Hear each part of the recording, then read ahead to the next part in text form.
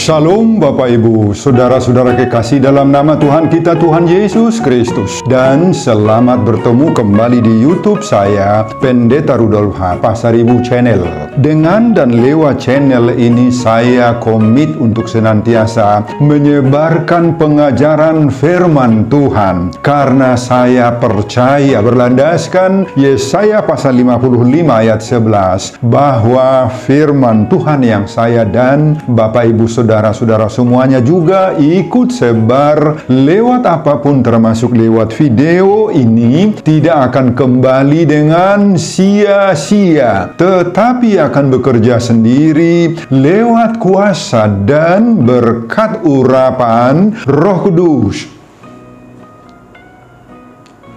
Mari Bapak Ibu, saudara-saudara semuanya, saya ajak untuk membantu saya menyebarkan pengajaran firman Tuhan khotbah di pertanggungan minggu ke-19 sesudah Trinitatis 15 Oktober 2023. Terambil dari kitab Keluaran pasal 32 ayat 1 sampai 14 dan bacaan dari Injil Matius pasal 22 ayat 1 sampai 14. Diikat oleh topik atau tema, banyak yang terpanggil, tetapi sedikit yang terpilih. Dalam bahasa Batak Toba dituliskan, La donagino alayotik do natarpilit. Saya baca untuk kita, simaklah pembacaan firman Tuhan berikut ini. Judul perikop Keluaran pasal 32 ayat 1 sampai 35 adalah Anak Lembu Emas, dan khotbah kita dari ayat 1 sampai 14. Ketika bangsa itu melihat bahwa Musa mengundur-undurkan turun dari gunung itu, maka berkumpullah mereka mengerumuni Harun dan berkata kepadanya, Mari, buatlah untuk kami Allah yang akan berjalan di depan kami, sebab Musa ini orang yang telah memimpin kami keluar dari tanah Mesir. Kami tidak tahu apa yang telah terjadi dengan dia. Lalu berkatalah Harun kepada mereka, tanggalkanlah anting-anting emas yang ada pada telinga istrimu, anakmu laki-laki dan perempuan, dan bawalah semuanya kepadaku. Lalu seluruh bangsa itu menanggalkan anting-anting emas yang ada pada telinga mereka dan membawanya kepada Harun. Diterimanya itu dari tangan mereka, dibentuknya dengan pahat, dan dibuatnyalah daripadanya anak lembu tuangan. Kemudian berkatalah mereka, Hai Israel, inilah Allahmu yang telah menuntun engkau keluar dari tanah Mesir.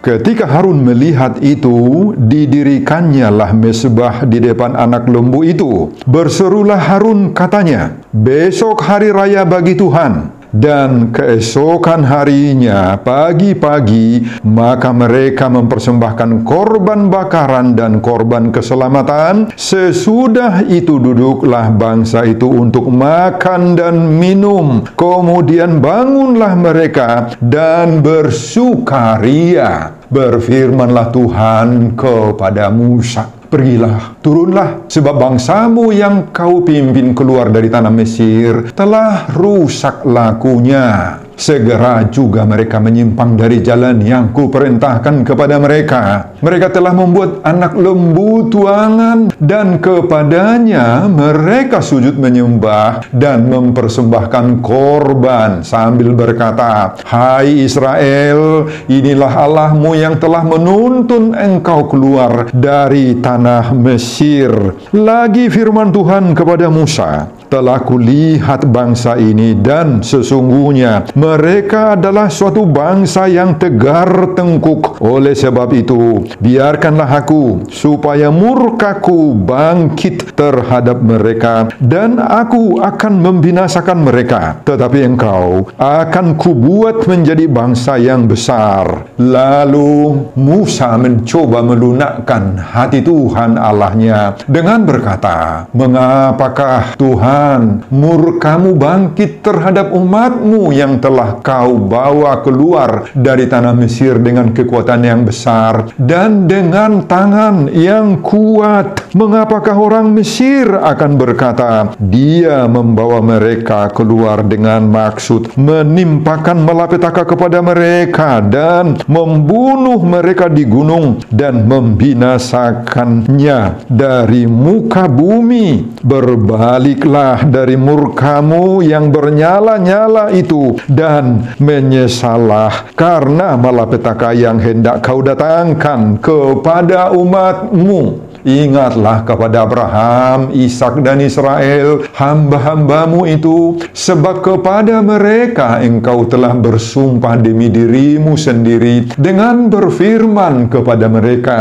aku akan membuat keturunanmu sebanyak bintang di langit dan seluruh negeri yang telah kujanjikan ini akan kuberikan kepada keturunanmu supaya dimilikinya untuk selama-lamanya. Dan menyesallah Tuhan karena malapetaka yang dirancangkannya atas umatnya. Bapak, Ibu, dan saudara-saudara, demikianlah nats khotbah kita di pertanggungan minggu ke-19 sesudah Trinitatis 15 Oktober 2023. Dihubungkan dengan topik atau tema minggu, banyak yang terpanggil, tetapi sedikit yang terpilih. Saudara, dalam perikop khotbah ini diberitakan bahwa Musa sedang berada di atas Gunung Sinai untuk menerima arahan, bimbingan, dan terutama menerima kedua loh batu Taurat Tuhan yang ditulis oleh jari Allah berisi ke-10 Taurat Tuhan. Musa berada di atas Gunung Sinai begitu lama menurut pandangan umat Israel yang ditinggalkan Musa berada di kaki gunung itu. Bangsa Israel begitu sangat-sangat bosan menunggu kedatangan Musa. Istilah mereka mengundur-undurkan turun dari gunung itu menurut ayat 1. Akibatnya timbul pemikiran-pemikiran negatif terhadap Musa dan bahkan mereka juga menyangka bahwa Musa itu sudah mengalami musibah di puncak Gunung Sinai. Pada ayat 1 akhir dituliskan, kami tidak tahu apa yang telah terjadi dengan dia. Selain itu, iman dan kepercayaan mereka terhadap Tuhan juga begitu mudahnya berubah-ubah. Mereka menjadi tidak lagi percaya kepada Tuhan. Mereka menganggap bahwa tidak mungkin lagi Tuhan itu memimpin mereka dalam perjalanan menuju tanah Kanaan. Itu sebabnya sekarang dalam khotbah ini mereka meminta pimpinan kedua, yakni Harun, untuk membuat bagi mereka Allah yang bisa dilihat oleh mata. Dan ternyata Harun tidak bisa menolak desakan orang banyak itu. Harun tunduk. Harun langsung mengatakan kepada orang banyak yang datang kepadanya, tanggalkanlah anting-anting emas yang ada pada telinga istrimu, anak laki-laki dan perempuan, dan bawalah semuanya itu kepadaku. Dengan emas yang terkumpul dari milik umat itu, maka Harun menempa lembu emas. Pada ayat 4 dituliskan, diterimanya itu dari tangan mereka, dibentuknya dengan pahat, dan dibuatnyalah daripadanya anak lembu tuangan. Orang banyak menyambut Allah yang dibuat oleh Harun itu dari lembu emas. Bahkan mereka mengatakan, hai Israel, inilah Allahmu yang telah menuntun engkau keluar dari tanah Mesir. Bahkan pada ayat 5 ditulis lagi, ketika Harun melihat itu, didirikannya mesbah di depan anak lembu itu. Berserulah Harun, katanya, besok hari raya bagi Tuhan. Saudara, pada keesokan harinya mereka mempersembahkan korban bakaran dan korban keselamatan. Mereka makan minum, mereka berpesta ria, Bapak Ibu, penuh dengan sukaria menurut ayat 6. Saudara, mereka sudah jatuh kepada dosa penyembahan berhala. Dengan mengelilingi lembu emas itu mereka menari-nari di sekitarnya. Mereka makan, minum, berpesta ria. Persis seperti yang dilakukan oleh orang-orang penyembah berhala di berbagai-bagai suku, berbagai-bagai agama kafir. Saudara, inilah yang membuat Allah marah besar kepada umat itu. Pada ayat 9 dan 10 Tuhan mengatakan kepada Musa di atas gunung Sinai itu, telah kulihat bangsa ini, dan sesungguhnya mereka adalah suatu bangsa yang tegar tengkuk. Oleh sebab itu, biarkanlah aku, supaya murkaku bangkit terhadap mereka, dan aku akan membinasakan mereka. Tetapi engkau akan kubuat menjadi bangsa yang besar, kata Tuhan kepada Musa. Nah, sebaliknya Musa, sebagai pemimpin besar bangsa itu, menghadap Tuhan, melunakkan hati Tuhan, berusaha agar jangan kiranya hukuman itu diterapkan. Nah, berbagai-bagai alasan dikatakan oleh Musa untuk meminta pengasihan Tuhan, meminta Tuhan membatalkan amarah hukuman itu. Dan buahnya apa? Pada ayat 14 ditulis, dan menyesallah Tuhan karena malapetaka yang dirancangkannya atas umatnya. Saudara, topik atau tema minggu ke-19 sesudah Trinitatis 15 Oktober 2023 menyerukan banyak yang terpanggil, tetapi sedikit yang terpilih. Bapak, Ibu, dan saudara-saudara, itulah isi khotbah kita di pertanggungan minggu ke-19 sesudah Trinitatis 15 Oktober 2023. Dihubungkan dengan topik atau tema minggu, banyak yang terpanggil, tetapi sedikit yang terpilih. La dona jinong alayotik dona tarpilit. Apa pengajaran dari khotbah ini bagi kita saat ini, Bapak Ibu? Pengajaran pertama, iman harus berkembang menuju kedewasaan atau kematangan. Saudara, dari peristiwa yang digambarkan perikop nats khotbah ini dapat kita lihat bahwa iman atau kepercayaan atau keyakinan dari orang Israel di zaman Musa pada saat khotbah ini tidak berkembang sama sekali. Selalu pasang surut, selalu berubah-ubah dan mudah terpancing menyembah kepada berhala, kepada ilah buatan tangan manusia. Iman mereka senantiasa bergantung kepada pribadi Musa selama Musa menyertai mereka atau memimpin mereka. Hanya ketika Musa mendampingi hidup mereka lah mereka masih mau percaya kepada Tuhan, kepada Allah. Tetapi sebentar saja ketika Musa meninggalkan mereka karena Musa pergi menurut panggilan Tuhan ke Gunung Sinai untuk menerima arahan, menerima bimbingan, menerima kedua loh batu Taurat Tuhan. Mereka sudah berubah. Mereka sudah beralih kepada Allah atau ilah-ilah lain. Mereka berbalik sepenuhnya dari Allah yang sudah menyelamatkan mereka dari perbudakan atau perhambaan di Mesir. Dan mereka kembali ke pola hidup lama, kepada kebiasaan, kepada tradisi lama saat mereka berada di perhambaan Mesir. Saudara, sikap dan perilaku orang Israel di zaman Musa ini sangat-sangat mengingatkan kita orang-orang Kristen yang hidup di zaman sekarang. Hidupnya orang-orang Kristen dewasa ini tidak jauh berbeda dengan apa yang dialami oleh orang Israel di zaman Musa ini. Banyak yang tidak memiliki konsistensi iman dalam mengikuti Yesus, dalam menjalankan hidup keberagamannya, dalam mempercayai Allah, dalam praktek hidupnya sendiri. Saudara, banyak orang Kristen yang belum mandiri imannya dalam mengikuti Yesus, belum dewasa imannya, baik di saat merasa senang, merasa terberkati dalam hidupnya, dan apalagi ketika sedang menghadapi berbagai-bagai tantangan, pergumulan, serta penderitaan hidup ini. Ketika di masa senang, ketika terberkati dalam pekerjaan, dalam keluarga, di pari anak konon, bahkan dalam usaha, dalam bisnis yang mereka emban, atau dalam tiga-tiga yang mereka tekuni jalankan selama ini. Nah, di saat seperti itu, bagaimana hidup mereka? Bapak, Ibu, dan saudara-saudara, banyak di antara orang Kristen yang seperti itu, yang menganggap semuanya keberhasilan itu karena kehebatannya sendiri, karena kepiawaiannya mengatur, mengelola, mengerjakan segala usaha, pekerjaan atau bisnis dan lain-lain. Sehingga banyak di antara mereka yang menjadi sombong, yang menjadi lupa Tuhan, lupa daratan menurut istilah atau pepatah lama. Minggu atau beribadah di gereja pun sudah nggak ada lagi waktu mereka berdoa, tidak lagi menjadi bahagian hidup mereka, Bapak Ibu. Dan sebaliknya, ketika mereka diterpa oleh berbagai-bagai kemelut hidup, ketika mereka menghadapi tantangan dan pergumulan, bahkan hingga mengalami berbagai penderitaan yang bisa terjadi karena usaha tidak jalan, bisnis mereka selalu terkendala, sakit penyakit silih berganti menghantam hidup, atau dalam hal pariana konon juga terus bermasalah, terus ribut-ribut dengan suami atau dengan istri, jodoh bagi putra atau putrinya nggak lanjut-lanjut. Demikian juga studi anak-anaknya selalu terkendala secara akademis dan lain-lain. Nah, dalam keadaan seperti itu, bagaimana hidup mereka?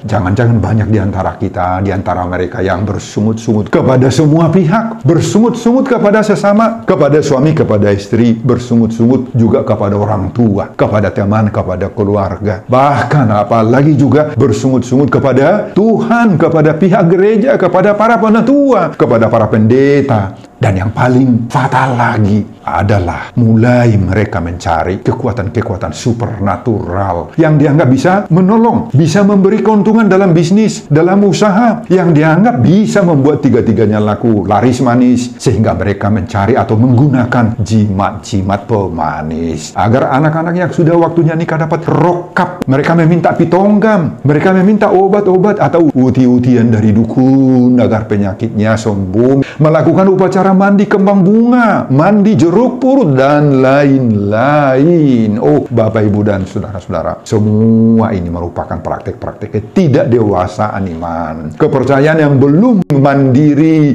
belum matang, belum dewasa dalam iman, belum siap menghadapi segala bentuk realitas kehidupan ini. Oh, banyak Bapak, Ibu, dan saudara-saudara yang seperti itu. Realitas dan kenyataan hidup yang seperti ini harus secepatnya ini, Bapak, Ibu, kita rubah, kita perbaharui, kita tolak ini. Betul, siapapun di antara kita semuanya pasti pernah menghadapi kedua hal itu, mengalami kesuksesan berkat-berkat Allah, tetapi juga sebaliknya justru mengalami juga kemelut hidup, mengalami penderitaan.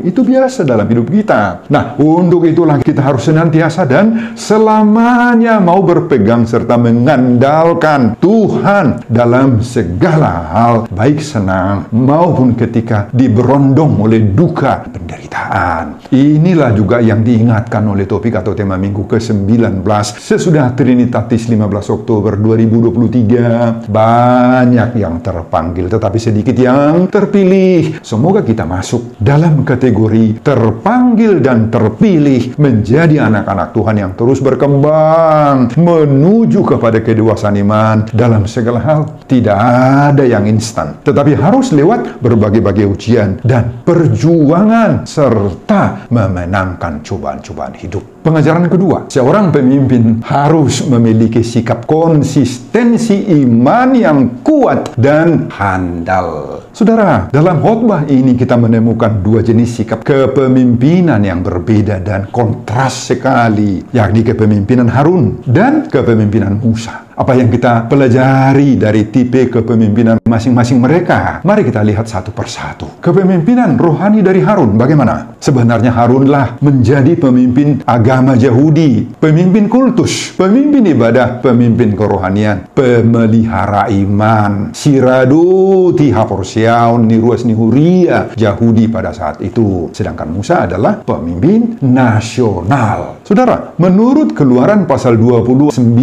ayat 9 9 di sana diuraikan ibadah penahbisan Harun dan anak-anak sebagai imam. Tetapi justru dalam khotbah ini Harunlah yang merealisasikan permintaan masyarakat untuk membuat lembu emas menjadi sesembahan mereka. Harun tidak tegas menolak desakan permintaan masyarakat itu. Saudara, tipe kepemimpinan rohani seperti inilah yang harus ditolak oleh pemimpin-pemimpin kita, pemimpin rohani, pemimpin gereja, pemimpin masyarakat. Tipe kepemimpinan seperti ini sangat lemah, tidak punya kewibawaan, tidak punya kekuatan, tidak punya power rohani, tidak konsisten dalam pendiriannya. Tolak seperti itu. Tipe kepemimpinan seperti ini tidak mampu mengemban amanah Tuhan, amanah gereja sebagai lembaga kudus di dunia ini. Pada ayat 22, saat Musa marah kepada Harun, Harun masih membela diri dengan mengatakan, "Janganlah bangkit amarah Tuanku. Engkau sendiri tahu bahwa bangsa ini jahat semata-mata."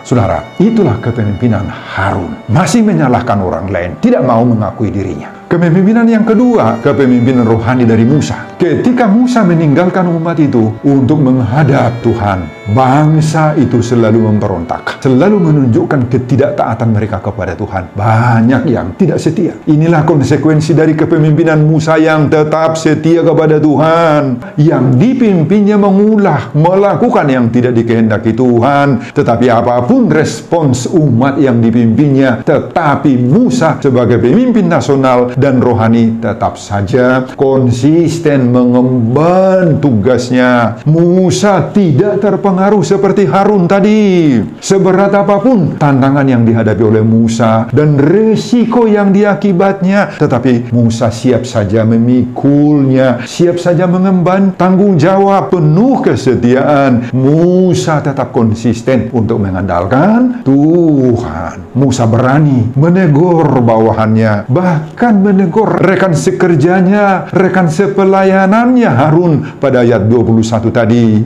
Musa tidak mau kong kali kong dengan Harun. Musa mau memberantas sikap bawahannya yang tidak mau setia kepada Tuhan. Namun untuk dosa umat itu, Musa berjuang terus meminta kepada Tuhan agar amarah Tuhan itu kiranya jangan ditumpahkan untuk menghanguskan, memberangus, mengaripason umatnya itu. Musa berjuang untuk itu. Musa tidak membela dosa, tidak membela kejahatan mereka. Dan dia pinisi Musa akaruasnai, akabangsonai, akanaroai. Enggak. Musa hanya bermohon dan memperjuangkan pengasihan Allah. Musa tetap mengasihi bangsa itu. Musa sadar bahwa bangsa itu memang wajar sekali dihukum Tuhan, tetapi masih terus mau memohon pengampunan dosa bangsa atau umat itu. Saudara, inilah tipe kepemimpinan seorang pemimpin rohani. Parhalalu naburju, na bertanggung jawab. Tidak hanya memikirkan dirinya, keluarganya saja. Tidak hanya mengutamakan kebutuhannya, kepentingannya saja, untuk keselamatannya dirinya sendiri saja, tetapi keperluan, kepentingan, kemaslahatan orang yang dia pimpin. Dia juga berjuang untuk kebaikan, kedamai sejahteraan jemaat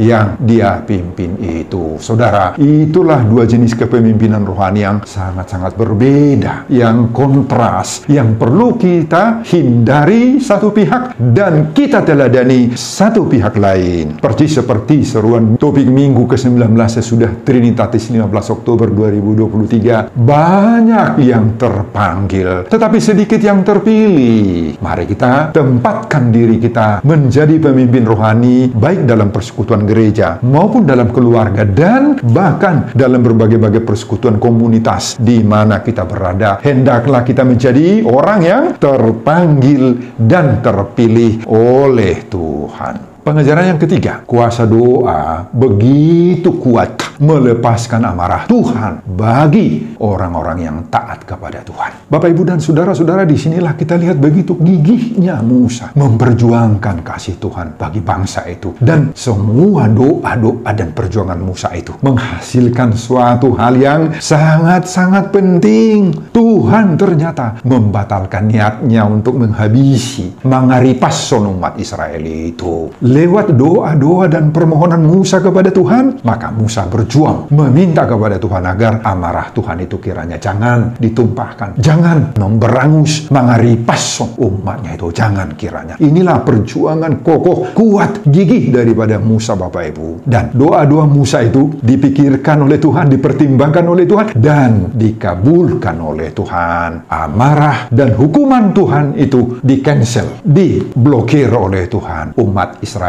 selamat. Amin, Bapak Ibu. Saudara, mari kita terapkan pengalaman Musa ini yang memakai kuasa doa dalam menghadapi segala pergumulan-pergumulan hidup kita. Mari kita jadikan doa itu senjata yang ampuh dalam meredam amarah Tuhan bagi kita apabila kita jatuh dalam berbagai-bagai kelemahan, kejahatan, dalam dosa. Jangan biarkan dosa-dosa itu, Bapak Ibu, terus meliliti hidup kita hingga menyebabkan kemarahan Tuhan nantinya bagi kita. Jangan biarkan. Dan doalah untuk meminta kepada Tuhan. Doalah yang bisa kita andalkan untuk bermohon pengasihan daripada Tuhan. Dan Tuhan kiranya akan memaafkan dan membatalkan hal-hal yang tidak baik kepada kita. Dan dengan demikianlah kita bisa masuk pada orang yang diserukan oleh topik minggu ke-19 sesudah Trinitatis 15 Oktober 2023 ini. Banyak yang terpanggil, tetapi sedikit yang terpilih. Lado najino alayotik do na terpilih. Semoga kita masuk dalam kelompok yang terpanggil dan yang terpilih oleh Tuhan. Amin, Bapak, Ibu, dan saudara-saudara. Sebelum saya mengakhiri khotbah ini kembali, saya mengajak Bapak, Ibu, dan saudara-saudara untuk membantu saya menyebarkan pengajaran firman Tuhan. Khotbah di pertangyangan minggu ke-19 sesudah Trinitatis 15 Oktober 2023 dari Keluaran pasal 32 ayat 1 sampai 14, agar semakin banyak orang yang mau mempraktekkan topik atau tema minggu. Banyak yang terpanggil, tetapi sedikit yang terpilih. Lado najino alayotik do na terpilih. Semoga kita masuk dalam kategori terpanggil dan terpilih, termotivasi lewat khotbah ini. Simak juga video-video khotbah saya yang lain agar Bapak, Ibu, dan saudara-saudara memiliki sentuhan dan pemahaman rohani yang semakin diperkaya. Buka di YouTube saya, Pendeta Rudolf H. Pasaribu Channel. Selamat mengikuti ibadah pertangyangan minggu ke-19 sesudah Trinitatis buat kita semuanya. Tuhan Yesus memberkati kita. Salam Horas. Amin. Bapa, terima kasih untuk firman-Mu yang Kau berikan kepada kami saat ini. Jangan izinkan kami seperti bangsa Israel yang tidak konsisten dalam iman kami, yang tidak berkembang menuju kepada kedewasaan. Tetapi biarlah iman kami, Tuhan, bisa berkembang, bisa memilah-milah yang baik daripada yang tidak baik. Berkembang menuju kepada kedewasaan. Biarlah kami termasuk yang terpanggil dan terpilih itu, Tuhan. Kalau kami Engkau izinkan menjadi seorang pemimpin rohani, biarlah kami meniru kepemimpinan Musa, tetapi menjauhkan kepemimpinan Harun yang tidak konsisten dalam khotbah ini. Biarlah kami, Tuhan, dapat memperjuangkan kebaikan kemaslahatan bagi umat yang kami pimpin. Sebagai pemimpin rohani, biarlah kami melakukan pelayanan-pelayanan penuh dengan konsistensi iman dan ketergantungan sepenuhnya kepada kuasa Tuhan. Ajar kami, Tuhan, supaya kami mengandalkan doa-doa kami. Doa itulah juga yang menjadi kekuatan kami menghadapi segala bentuk tantangan dan pergumulan, sehingga kami memenangkan setiap pertarungan iman dan kami mampu menjadi orang yang terpanggil dan terpilih. Berkati hamba-Mu dalam mempersiapkan khotbah-khotbah berikutnya, dan semuanya ini saya peruntukkan bagi kemuliaan kebesaran Tuhan. Di dalam nama Yesus Kristus saya berdoa. Amin.